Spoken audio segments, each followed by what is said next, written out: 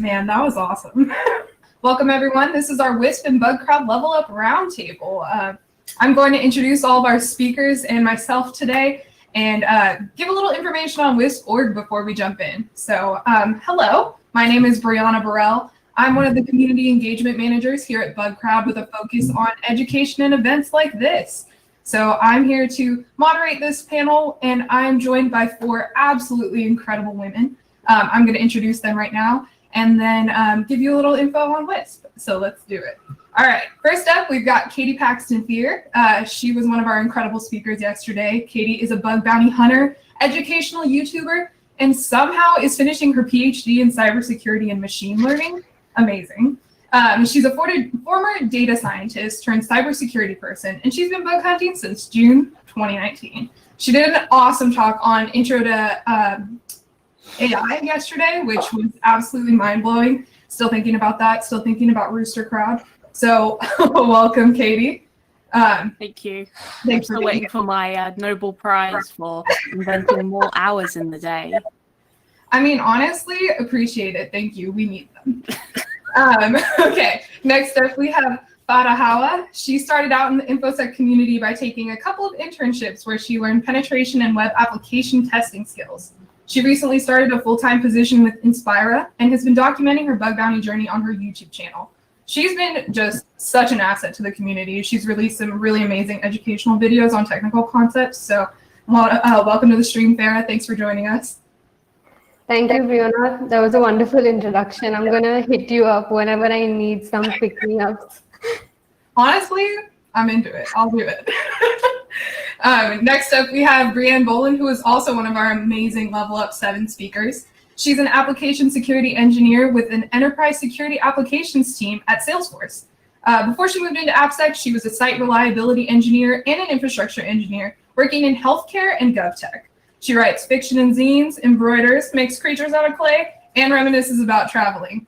And she's one of my fellow Oaklanders. Welcome, Brianne. Thank you. You did an awesome job yesterday on your Chrome extensions review. Thank you very much. Yeah, thanks for being here. And then last but absolutely, certainly not least, one of my favorite people in this universe, Kat Leeper. She is one of our infrastructure engineers at Bug Crowd, and she's a member of our leadership team for SHE, which is our women's career group at Bug Crowd that focuses on diversity and inclusion and also changing the gender ratio in cybersecurity. Before she was in DevOps work, she did full stack software engineering, and in a previous life, she was a UI designer. She enjoys open water swimming and SFA and cooking chicken for her fussy dog Acorn, who is my favorite grumpy old man. Thanks, Brie. That was great. Just want to make sure we get the full picture for the viewers here, you know? All right, sweet. So before I jump into questions, first of all, thank you all for being here. I just want to talk about WISP really quick because this is a partnership with Women in Security and Privacy. So Women in Security and Privacy, I'm a volunteer there. I've been working with them for a while. I was their DEF CON lead last year, actually, so it was a really awesome way to have a partnership between Bug Crowd and Women in Security. They were founded in 2014, and they're a nonprofit that promotes the development, advancement, and inclusion of women in information security and data privacy fields. So far, we have about 2,000 members in 3 different headquartered locations, which are San Francisco, New York, and Dublin, Ireland. The main objectives of WISP are education, mentoring, networking, and advancement in supporting career advancement of women in security and privacy. So I know that they've done some amazing workshops. They do a DEF CON prep series to prepare people for the DEF CON conference. There's scholarships for training and conferences. And recently they just did a really awesome campaign and partnered with Share the Mic in Cyber, where they were working to cover training, certification, and education costs that are incurred by Black security and privacy practitioners. So it started out as a very, initially just to get one person's OSCP covered in certifications and exams, and it actually morphed into this wider initiative to cover as many training, certification, and learning expenses for Black practitioners in cybersecurity. So they recently raised $25,000 in order to get some more certifications and more women advancing in security. So we're looking to donate as well. So we have our QR code up on the screen. If you can donate and contribute to this amazing cause, we would really appreciate that. If you're also interested in becoming part of WISP and being a volunteer, you can sign up at WISP.org, which is WISPorg.com/volunteer.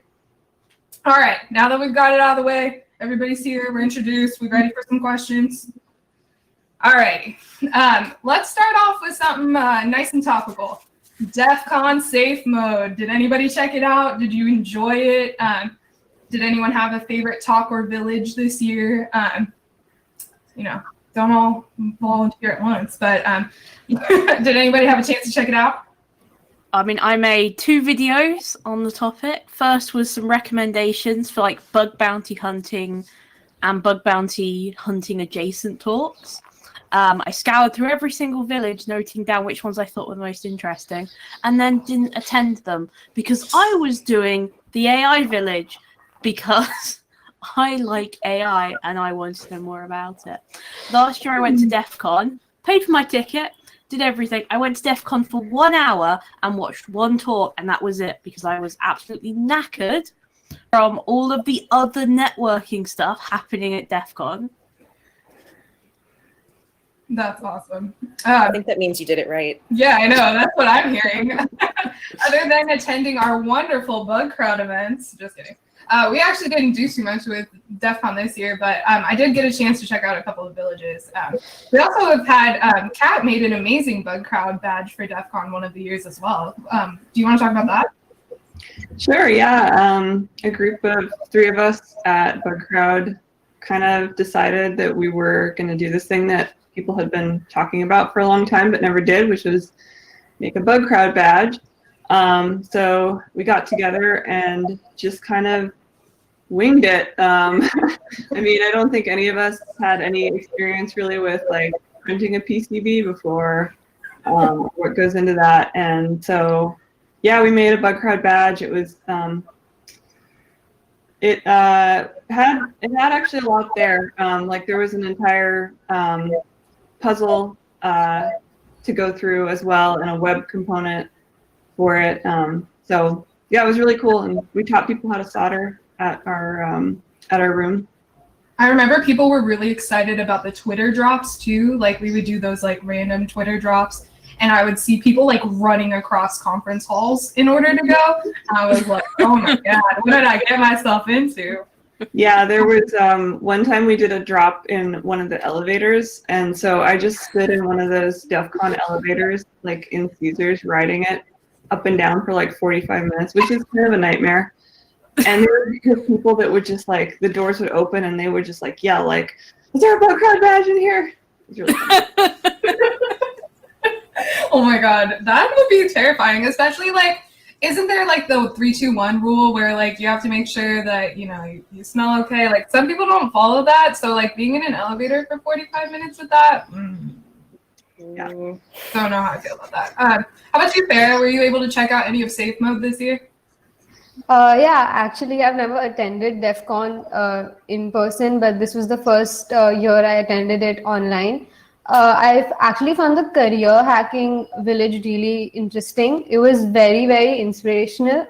Especially there was one talk which I think was, I don't remember the name, I think Pablo Brewer, I hope I'm not butchering the name, but he talked about a lot of like the pros and cons of having a certification or having a degree, especially having a degree in an unrelated field and then going into InfoSec, which was really, I mean, it gave me a really interesting perspective because I have a degree in mass media and then I went into InfoSec. So it was something, he presented it really well. Yeah.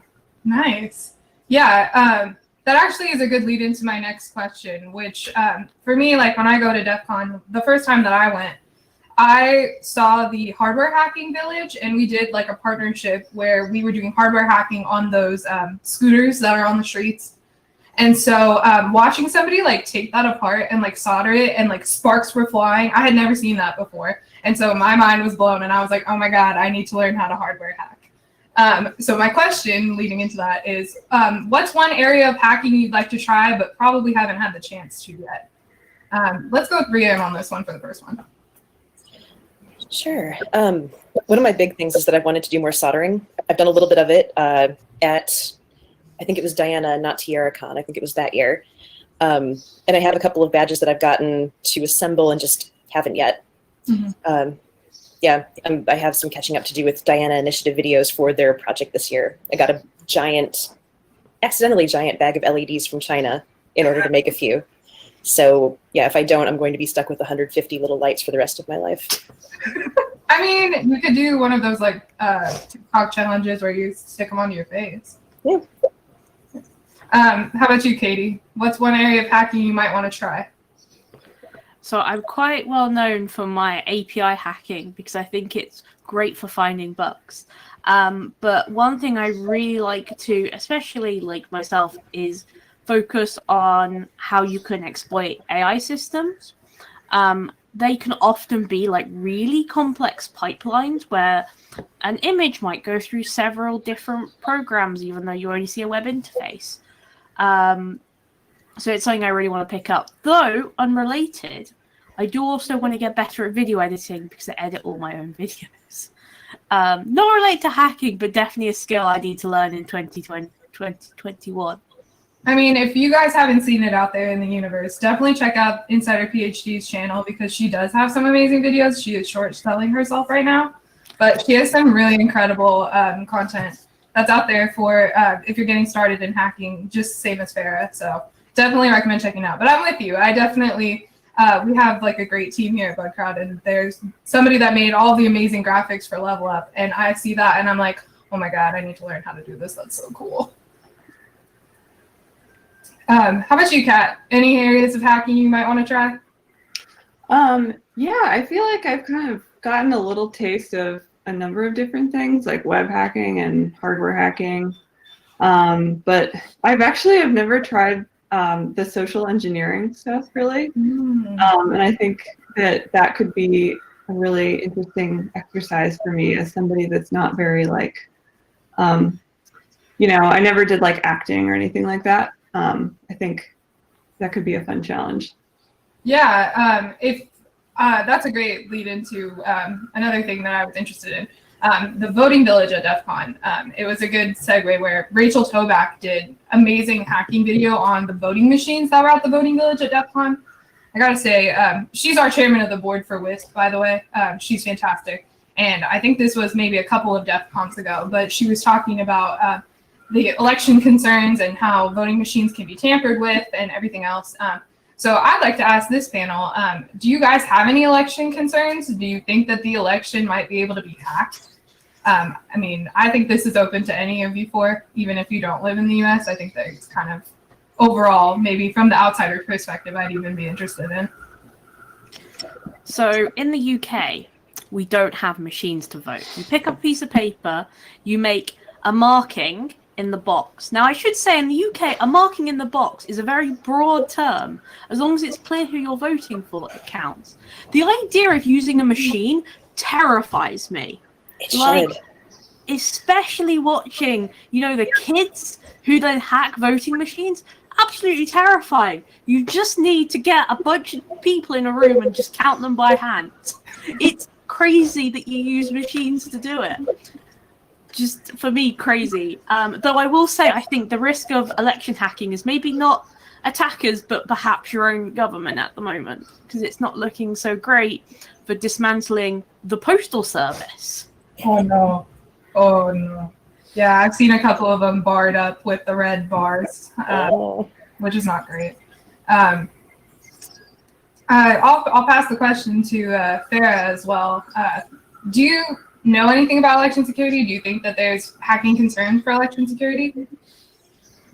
Well, I think right now, I think my biggest concern with elections would be that there's no physical rallies. Everything is everyone's fighting it from their basements.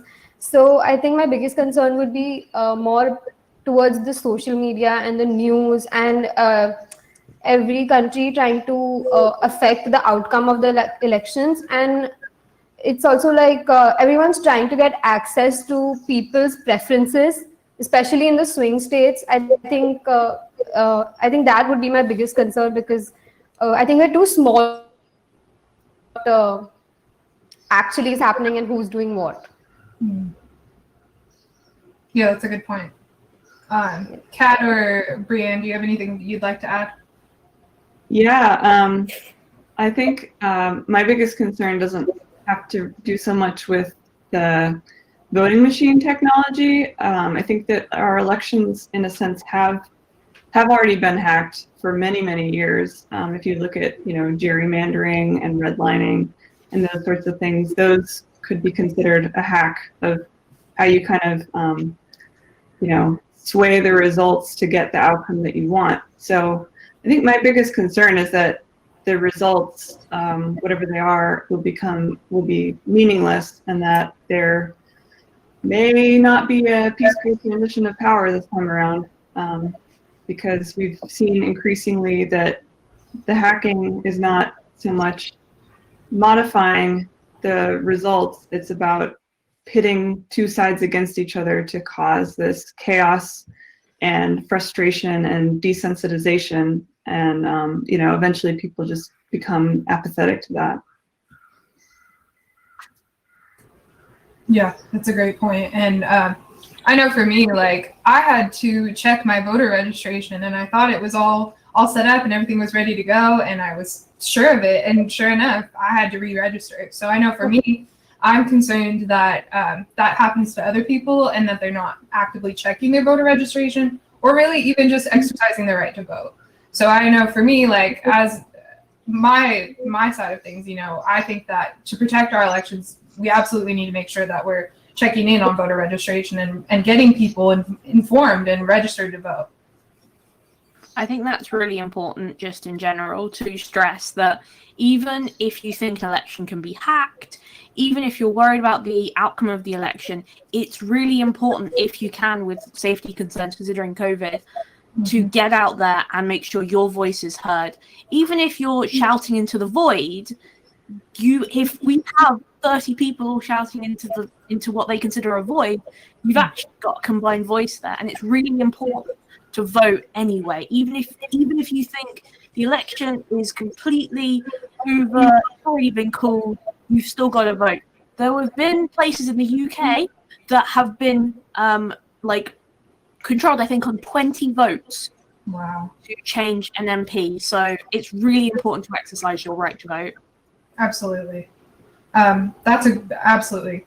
Okay, cool. So I think let's shift our gears a little bit. Thank you for speaking on that. And I do think that it is important that people are registered to vote and that they pay attention to our elections and the news if they can. But I want to shift a little bit into the InfoSec community and talking about community demographics, because I think that's part of it. It's part of being in the community and uplifting each other. So right now, in terms of like my position here at BugCrowd, I'm looking at ways to like uplift the community for all different types of demographics. So my question to the panel is, how can we engage communities in other countries when we can't travel there? I'll pass this to anyone who's interested in asking. I'm happy to provide an answer because I have thoughts on this. I think when we speak about engaging people, especially from communities that might not necessarily have the same amount of voice, whether we're talking about marginalized groups or even people from other countries, there's kind of two separate issues. One is this idea of mentorship and having people who can sit down and explain something to somebody or be someone to look up to.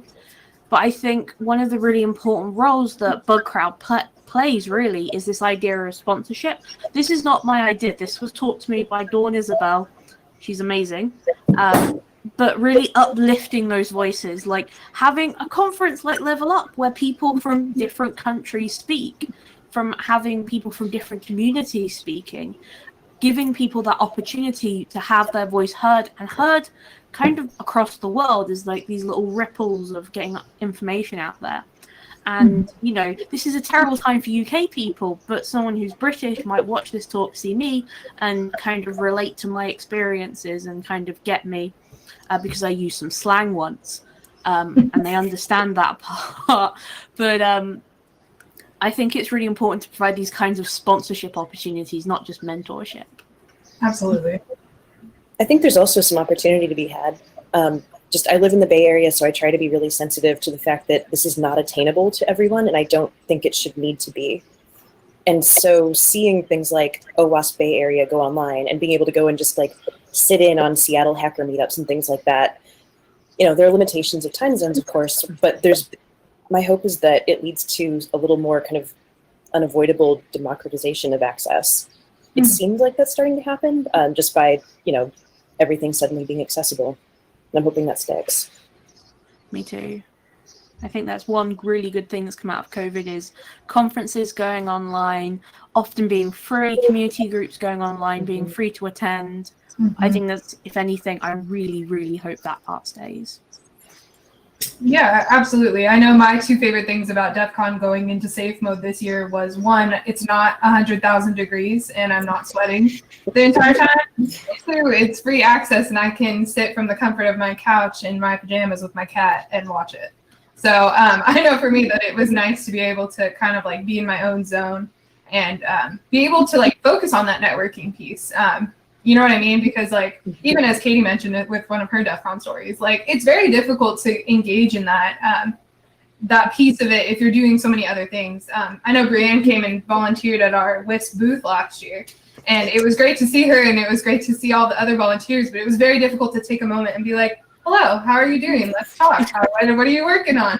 How's it going? And then there's the other piece of all the parties. So how about Farah? What do you think about how do we engage communities in other countries when we can't travel there right now? I think the first step is to just create awareness and let them know that there's someone out there who's trying to uplift them. Because I think most of these communities that we talk about, like that need upliftment, take a while to figure out that there's an InfoSec Twitter, like there's a community on InfoSec Twitter. At least for me, and I know a lot of people who don't even know that a community on Twitter like the one we have exists. So I think a step towards achieving that could be trying to be more active on a couple of different platforms, because you have to let them know, and then once they do, and then I think that's when you take it forward. Yeah, absolutely. And I think that's a good other segue into this other question, which I've asked myself. What role should companies play in this type of community development, right? I don't like it when brands and things force themselves into communities. So I would be curious for the panel, what do you think that companies should be doing in roles in community development? Do you think we should be, how can we foster those connections? Answering people on Twitter. I think a lot of people have, these kind of, Twitter is a great platform, but on companies, you kind of get the two types of companies. One is relatable memes, where you get brands like Sunny Delight tweeting at Wendy's, and then you have very corporate. But there is a middle ground between how do you do, fellow kids, and I am a faceless corporation of interacting. Like, don't be this kind of person who is on the outside of a community. Engage with it, speak to people, reply to what people say. Don't just say you can contact our customer support or DM us for customer service. It's being that kind of company that will sometimes tweet memes, but also sometimes tweet kind of way more like, whatever Bug Crowd's talking about, LevelUp, for example. So I think it's getting that right middle ground of being in the community, but without kind of going to hello, how do you do, fellow kids? Although that is one of my favorite memes, so like don't do it on. It's one of my favorite memes as well. Kat, I would love you to give some thoughts on the question as well. Like, what role do you think companies should play in community development? Any at all? Maybe none? Yeah, I think that they can be helpful in encouraging people to, be part of these events. And I think like what you're doing here, where you're Bree as a person and you work for Bug Crowd, but you're also very approachable, and just having like a dedicated team that's active in that aspect on social media to get people involved is really great. Yeah, I appreciate that. Thank you. I'd also love to know, like, that's super great feedback, and I know that we want to incorporate those things. But what types of events and engagement do you guys want to see during this type of timeline?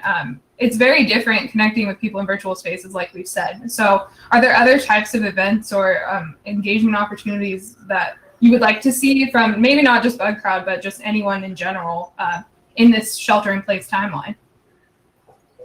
I've been really glad to see more attempts at trying to sustain the natural networking that usually happens when people are in the same room, because that's been one of the things, like, from the very beginning, especially once DEF CON announced safe mode, and I was like, oh yeah, I'm not going to be in a room with strangers again, possibly this year. And I always got so much meaning out of that, like, kind of despite myself as a pretty hard introvert. So I've been really interested in seeing what platforms have brought in to, like, make that coffee line experience happen. I didn't get to explore it in Diana, but there's the platform they use called Hopin has like a couple different ways of doing that. And yeah, that's what I'm watching the most, because I think it's the thing that could be so easily lost. Like those happenstance, like I just wound up in the women's bathroom with 4 of the coolest women I've ever met. Like I still need that, and I'm watching for how technology will enable it. Things are getting better, like the features are coming out. Mm-hmm. It's so hard too.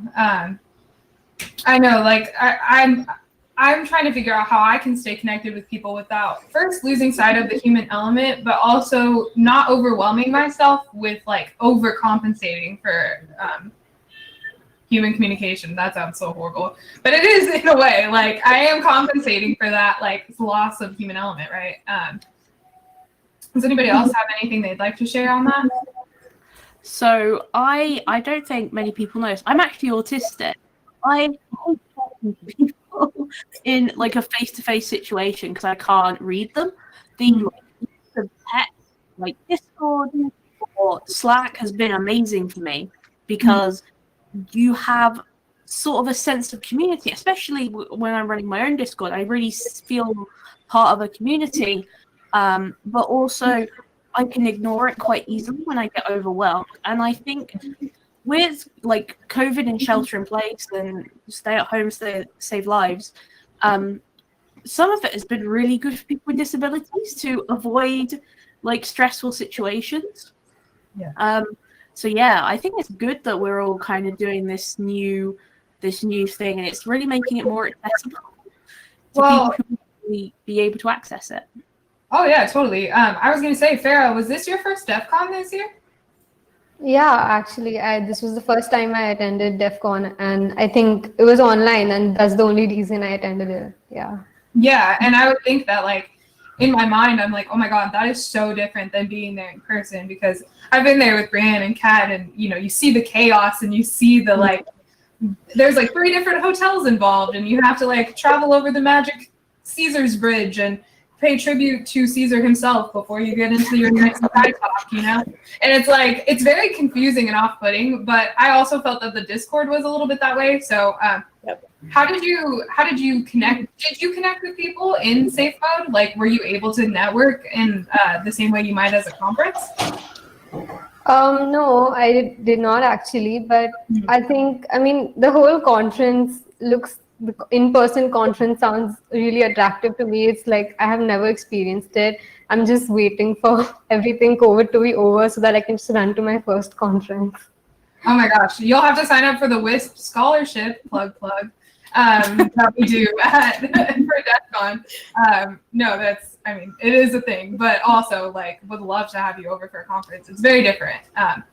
Is there a way that you could have saw yourself networking for DEF CON? Sorry to harp on this so much. I'm so interested in it. I didn't, honestly, when I like saw DEF CON, I only like saw the villages and the talks part of it, and that's what interested me the most. I don't think I ever thought about networking, especially because it was virtual. So networking never really even occurred to me that much. But I think I get where you're coming from. Like for you, DEF CON has always been more like Katie said earlier. Like she attended one talk, and most of the time it was about networking. I think I could never see it that way as of now. Totally. Well, there's also, I know that India has NullCon as well, and that's a huge hacking conference, and it's been interesting to see all these conferences move into that cyberspace. So there could be potential there to network as well. It might be different, maybe for more local areas. Yeah, I had something to add also. So I know WISP has their like tandems program, and from what I know from signing up, it's been regionalized. So they try to pair you with somebody that's in your region. But now that COVID is here and it's probably never going away, you know, there's kind of no reason why it has to be somebody that's like in the same geographical area as you that lives anywhere near you. So I guess I would like to see maybe something like that where it's the mentorship buddy system, but like spread across, you know, the whole globe. I guess you'd have to make time zones work, but Hey, yeah. just like this. Look, we have like 3 different time zones going here right now, so we can make it work. Yeah.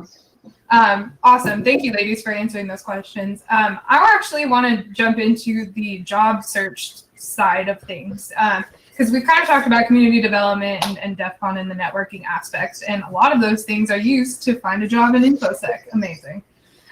So I was reading a study recently. There was a survey conducted of 500 cybersecurity professionals at 284 different companies. This was by the SANS Institute. And these companies were asked what skills they find most useful in job candidates. They found that 85% ranked networking as a critical skill, followed by knowledge of Linux, Windows, common exploits, so like OWASP top 10, and then data skills were utilized over programming skills. So all this being said, do you guys agree with this statement? Would you say that certifications or degrees are required to join InfoSec? I have a question. Is that networking as in like networking with people, or is that like It is networking with. It was I had to clarify. I have to in the Discord later because I thought the same thing. But it is networking with your peers as a critical skill, which I mean honestly kind of does make sense to me. But curious, like Kat, do you agree with that statement? Do you think that that's the most critical skills over all those other things? It is and it isn't. Like, I don't want to discourage anyone from networking because you should definitely be focused on that as well. I think knowledge of physical networks is also super important. That's actually how I was going to answer that question. But I mean, yeah, it is really important because you can, you know, get certifications and you can get skills, but if you never expose yourself to the opportunities, then you're not going to ultimately set yourself up for the best success that you can have. So yeah, I mean, definitely, like people skills are important, I think, for a lot of different jobs, and InfoSec is also one of them. Mm-hmm. It's funny, that list. Oh, sorry, go ahead. I was just going to say, I totally agree. I got my most recent job because of networking. I got a job last week, so yay for getting a job during COVID. But I got that job simply because I knew the hiring manager and he knew me and he knew my work, and because we had that good rapport, he could kind of trust me in that position. Yeah, that list of qualifications is basically how I have my job from start to finish. Like, I have my job because I made a friend at a WISP event in 2016. I went to one of the DEF CON prep events, and we both were in the handcuff competition. She placed first, and I placed second. And then we realized we'd gone to the same code school, and we kept in touch. And then late last year, her manager was like, if only we had an SRE interested in learning security skills. And she's like, hang on a minute. And that's how this all happened. Yeah, certifications and degrees are interesting. Just coming from a code school, like we all talk about this very intensely. You know, what does it take to come across as legitimate? What does it take to actually, you know, both gain skills and make people think you have them, which is a different thing. And because I have an ops background, I've generally not worked with people who have degrees in what they actually do. So there's kind of a general like, you don't need that. But generally I found it to be white men 35 and older who are very well established who are like, nah, you don't need that degree. I'm like, cool, thank you so much. This was useful. But I don't think it's strictly necessary, but I think if it's the thing that lets you portray the legitimacy that you want to get to where you want to go, that's fine. That's great. It's another resource that's available. Like, don't go broke. Try to get work to pay for it wherever you are right now. But if that's what it takes, cheers. Go get your dreams. I love that. Yeah. So I as would, somebody who has 2 degrees or has a bachelor's, I feel like I should weigh in on this and defend my degree. I would say one of the most useful things about getting my bachelor's degree and also my PhD as well has been not necessarily how much I've learned, but how many different people I've met. I've met so many people during my degree who now do so many different jobs. I've met people who went into security, people who went into mobile apps, people who went into just regular software engineering. And all of these people have given me opportunities and really, like, I knew bug bounty hunters because they were doing it at university. So when I got into it, I had people I could call. And simply just because that was a huge networking, because you're kind of forced to be around them for 3 years. And then during my PhD, I did a PhD because it's something I wanted to pursue. I want to be a doctor because, quite frankly, I want to check that little checkbox and put doctor in front of my name. But for me, quite a lot of doing a degree has been meeting people from tons of different backgrounds and really being forced to socialize with them. Yeah, I was going to add to what you're saying about certs is I think that they can definitely make you stand out if you're on the hunt for a job. But I'd say that it's more about quality than about quantity. So I got certified an AWS certification a few months ago, and that's a pretty popular one that's been around for a while. So I think that people will trust and respect that. But I wouldn't go for just every cert that there is, because I think ultimately it's, get the cert as a reflection of what you've learned, but don't get it just to be collecting certs on your resume. Totally. This can be for Kat and for the panel itself. Are there particular practical skills or certifications that people might want to seek to make themselves appealing candidates? Maybe it's not required, but something you might suggest. I think programming skills are something that can, like an HR or some hiring, they would really find it attractive on your resume. I don't know, probably a lot of people disagree with me on this, but I actually think it could really help. And about the certifications, again, I think it's great at an HR round to get shortlisted for a job or something, but I don't think you should depend on it for learning any skills.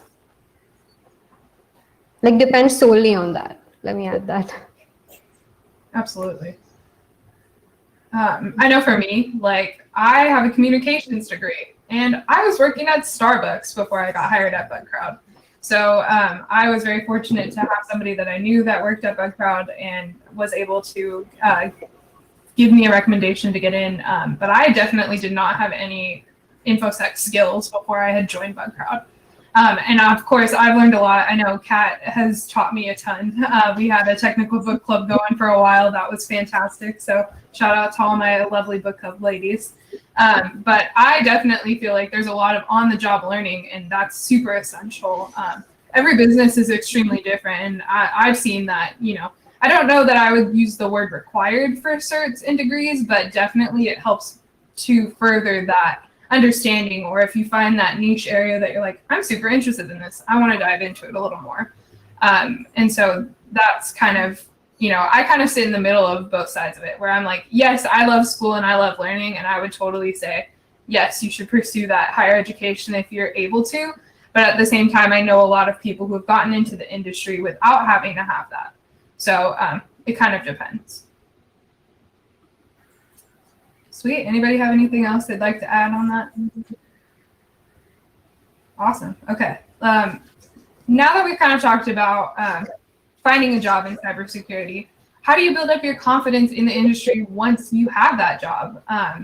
So I'm going to ask to the panel, how did you guys build up your confidence in the industry? And have you had imposter syndrome while you've been doing it? My strategy is fake it till you make it. If you look really confident, no one can actually tell the difference, to be honest. There's a great meme where it's like, when do I stop pretending? Never. And I think that's kind of true. I think whenever you're in a situation where you kind of might feel a bit of imposter syndrome and you don't really feel confident, you've got to just project whatever confidence you have.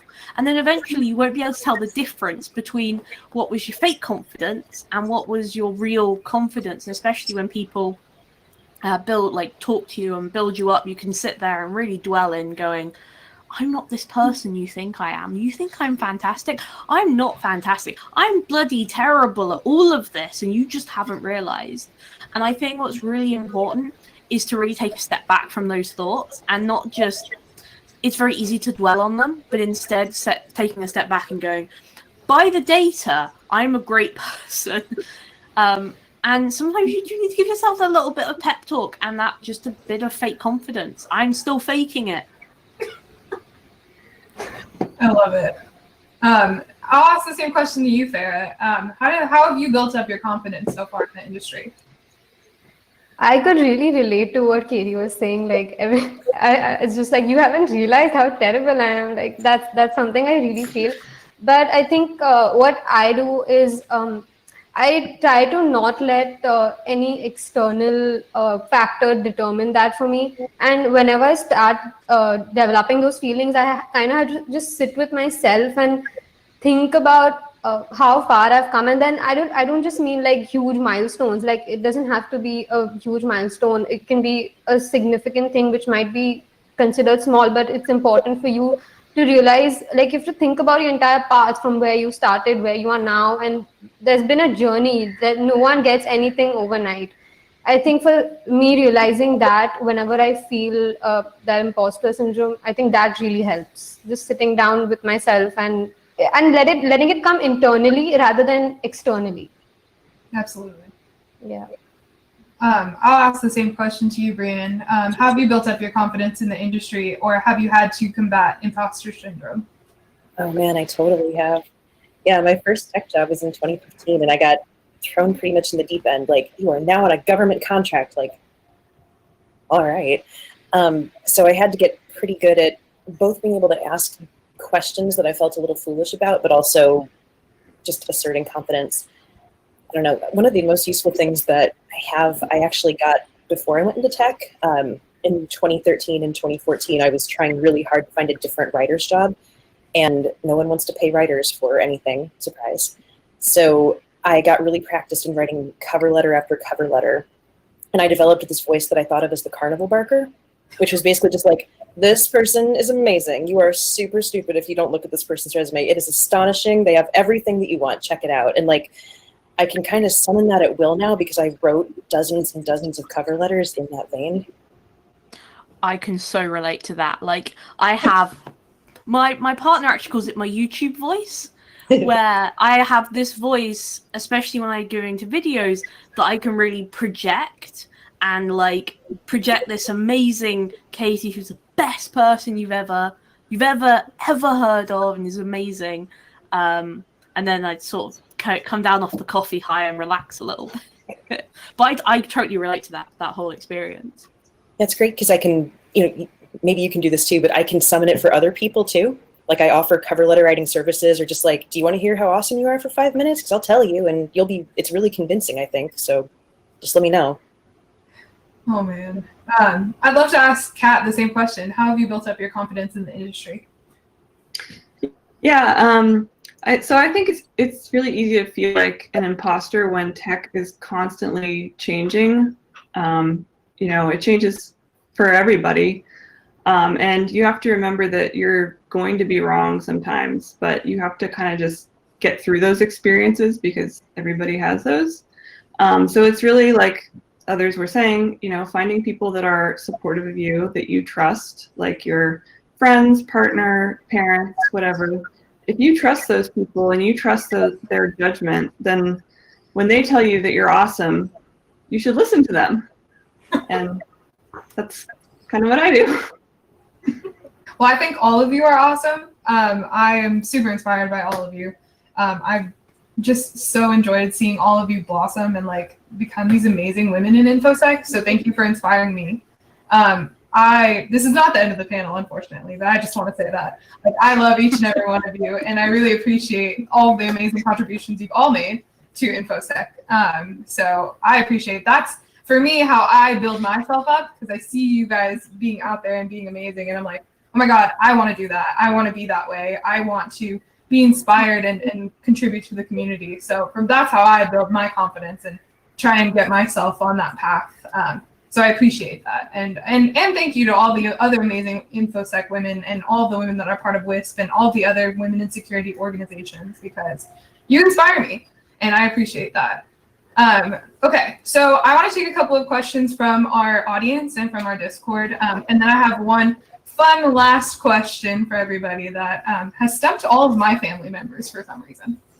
Okay, we've got a question from Andrew Mohawk on Discord, and he asks, what is a good way to bring more diversity to teams, and what should organizations do in the future to promote it?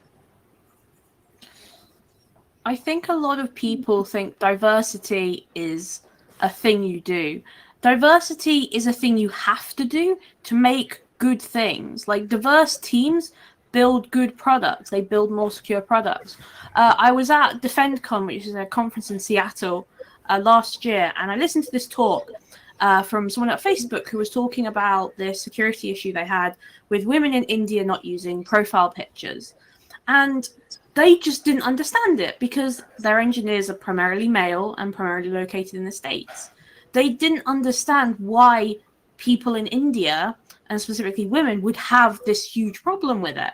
And that really affected the product they made because it made it worse. And they didn't have the solution. And I think when we think about diversity, we're thinking, okay, how do we get people involved? We should be thinking about it in a slightly different way, which is if we want to make good stuff, we need a diverse team. You can't make good things without diversity. You can't make secure products without diversity. And if you want to support diverse teams, hire diverse people. It's not actually that difficult to hire a woman, I promise. Don't just look for what we might consider kind of typical roles. I think people here really demonstrate that actually there's no person that goes into InfoSec. There's tons of different ways to go into this industry and really find a job in InfoSec. Just hire them. Absolutely. The thing I always think of is that whenever I hear a company start talking about diversity, I want to tell them that they need to have their house in order first. Mm-hmm. It's hard. Like, I don't have a great prescribed way to do this, or else I'd be much richer.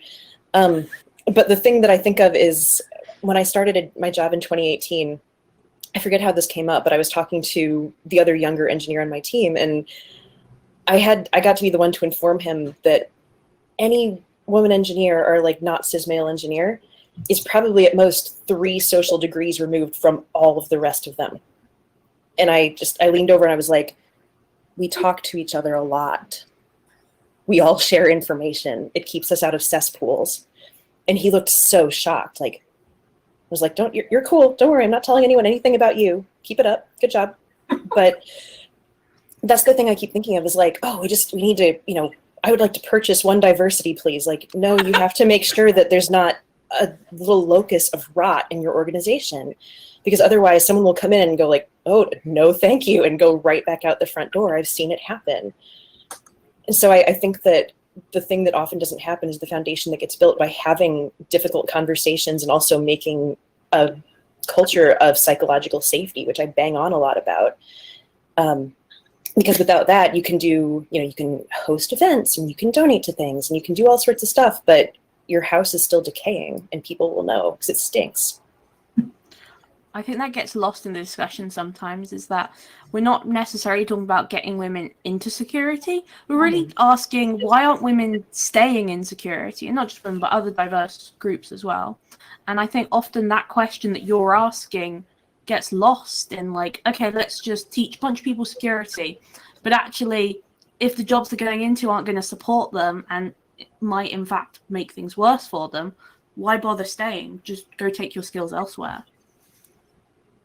Absolutely. And I know that internally for BugCrowd, we have the SHE organization that's happening right now.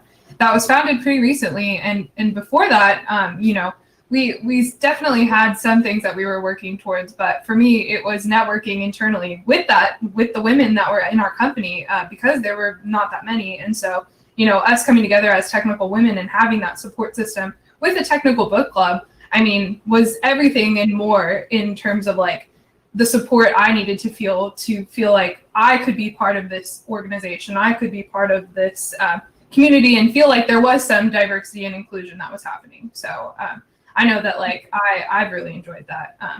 And Kat, what kind of things is she working on as the organization of She for Bug Crowd? Yeah, so we're kind of coming at it from a lot of different angles. She is an organization that is, it's not just a group of women, it's a group for women. So we're working with people at all levels of the organization, from the executive team to individual contributors who are fairly new at the company, to talk about these issues. We've done panels with about imposter syndrome. We've done networking. We've had discussions about diversity. And so I think you need like a multifaceted approach. You need to think about it, the earlier the better, obviously. And you really have to get on the leadership at your company to have those conversations with them. And if it's really important to them, and if it's not just lip service, they will put resources behind it. And then, you know, what others were saying, it's not just about going and finding a bunch of junior engineers who are from underrepresented groups and hiring them, because like Brianne said, you know, if your culture's not great, they're not going to stay. You have to really look at, like, are women being promoted at the same rate, or, you know, whatever it is. That's just a simple example. So then it becomes, you know, how are we mentoring our employees? How are we building them up? Those sorts of things. Absolutely. Okay, I'm going to actually shift to one more question from the audience. We have another question from Discord, which is, what challenges or changes have you faced specifically in your sector since the start of COVID-19?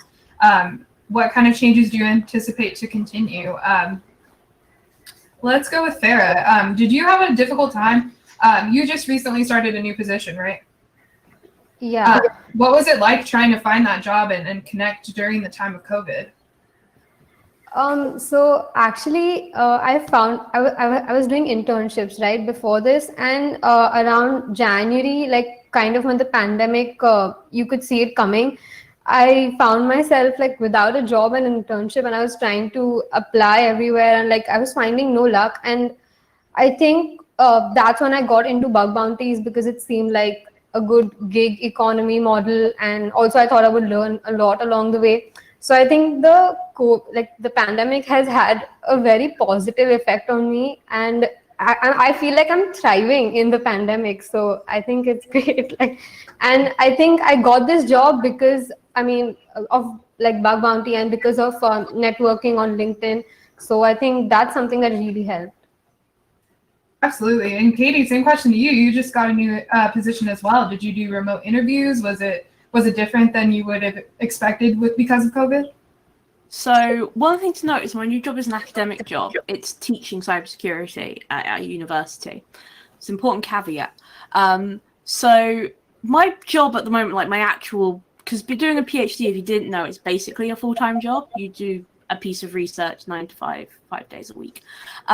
So I'm in the thesis part of my work. So the whole work from home, I got told, you're probably not going to come back in the office before you graduate. And I was like, can I have my laptop and my screen, please? And then I'll be fine. But then when I was interviewing, it really helped because, you know what? I run a YouTube channel where I deliver virtual lectures to students around the world from different age groups, because that's what my videos are. They're lectures. Sorry, I fooled all of my viewers who are watching. You've actually been learning while you're watching my videos. So I could point at that and go, look, here's my teaching. You can see it. You can see how I present. You can see the kinds of slides I make. You can see how I interact. with my audience and how I meet their demands. And then also I kind of make, like, I don't know, you have in lecturing, you have learning objectives. All of my videos actually have learning objectives associated with them. I have an idea of what people should learn. So I was doing all of this, and I got feedback from my interview actually only this week. And they were like, we found the most impressive thing about you was the fact you run a YouTube channel, and the fact you've gained all of these views all in your free time. That was really impressive. And then from Twitter, Tiffany Long, who runs the mentoring, or ran the mentoring program that I was originally part of, said often in this kind of economy, you have to do the job your dream job before you even apply for it. And that's what I did. And then that got me basically my dream job. So it's been kind of amazing to show, hey, you know what? Next year, all university courses are going to be virtual. But guess who knows how to make a video? I do. Got him. I love that. Oh my gosh. Yeah, that's fantastic. And such an interesting take, especially with COVID, you know? Like, it really didn't affect that. But at the same time, like, you were doing remote things, you know? It's been like incredible to be able to kind of accidentally find myself in a very favorable position, but I'll take it because it's COVID. The economy is kind of collapsing. I'll take any help I can get. I'm not going to be that picky. Oh, I'm sure that they appreciate your help as well. Okay, I'm going to ask one silly question to everybody. With the answer to this question, I would love if you could shout out where people can find you on the internet. And let's do it. All right, let's go around the room. Question. If you had to delete everything off of your phone except for 3 applications, now what tripped my family up was like anything that's on there already is fine. Like you're texting, you're calling, that's all good. Like you got to keep that. That's the main function of a phone. But if you had to keep 3 apps only from your phone, what would you keep? All right, let's start with Brianne and go around the room. Sure. You can find me on Twitter. I'm just Brianne Boland on there, and brianneboland.com. I post blog versions of all the talks I do, so it's kind of busy over there right now because it's been an interesting season. The only 3 I would keep, let's see, Words with Friends, Feedly, and You Need a Budget. Good one. All right, on to Farah. If you had to delete everything but 3 apps from your phone, what would you keep? All right. So first, you can find me on Twitter. My handle is Farah_Hawa01, and you can also subscribe to my YouTube channel. And if I could keep only 3 apps, I think I would definitely keep Zoom to be in touch with my friends and actually see them. I think I would keep Twitter to just be updated with all kinds of InfoSec stuff, and I think my email so that I can get bounty notifications. Hey, wait a minute, those are good. All right, Katie, where can people find you on the internet, and what apps are you keeping? You can Google me now. I'm very proud to say I'm finally Googleable. Insider PhD. Now that's not inside a PhD. That's insider as in insider threat. And that's not insider PHP, but PhD as in they had academic qualification. It gets mixed up a lot. And you can find me on Twitter and YouTube if you just search for me. So the 3 applications I would keep. One is my medication alarm, because if I didn't have it, I would literally be dead because I just wouldn't take my medication. Very important to staying alive. The next one would be OmniFocus. If you don't know what OmniFocus is, it is the ultimate to-do list. It is like a supercharged to-do list. It's amazing. It's incredible. I would give them all of my money. And then my third choice is, it's gonna have to be a calendar. I don't function well without a calendar. I wouldn't attend anything without my calendar, so I'm keeping it. Love it. All right, and last but of course not least, Kat, what are the 3 apps from your phone you're keeping, and where can we find you online? Yeah, you can find me on Twitter. It's not Kat with a 0 instead of an O, so N0TKAT. I don't use it that much though. I'm not really that big on social. And the 3 apps that I would keep, I would have to say, I use Signal to communicate with various friends of mine solely, so I would probably want to keep that one. I have this app from privacy.com that I use for pretty much every time I make a purchase online, and it just auto-generates credit card numbers for you. So I find that really, really useful. What's that called? It's called privacy.com. Nice. Yeah. And then the third one, yeah, probably also my Google Calendar has been super useful just during this pandemic, planning things and having a tangible schedule for my life. Nice. Those are good. Okay. For me, it would be Twitter. Also, I'm with you, Farah. I love Twitter. I can't get enough of it. How else am I going to get my 21 Pilots fandom knowledge? I'm going to roast myself on that one. Then Spotify is another one. I use it religiously every single day with thousands of playlists. I would cry if it got deleted. And then I'm going to go with... okay, I'm going to go with Slack just because I'm a workaholic and I know I shouldn't be, but I love having it on my phone if I'm feeling like I need to be connected to the team on the go. So I'm going to go with those ones. All right, sweet. Well, thank you all so much for joining us today. This was such an awesome panel. I really appreciate you all being here. You can find me on Twitter as well. I'm the matriarch with an 8 instead of an A. And then I would love if you guys could donate to WISP. Make sure that you support their awesome initiatives. Make sure that you scan that QR code.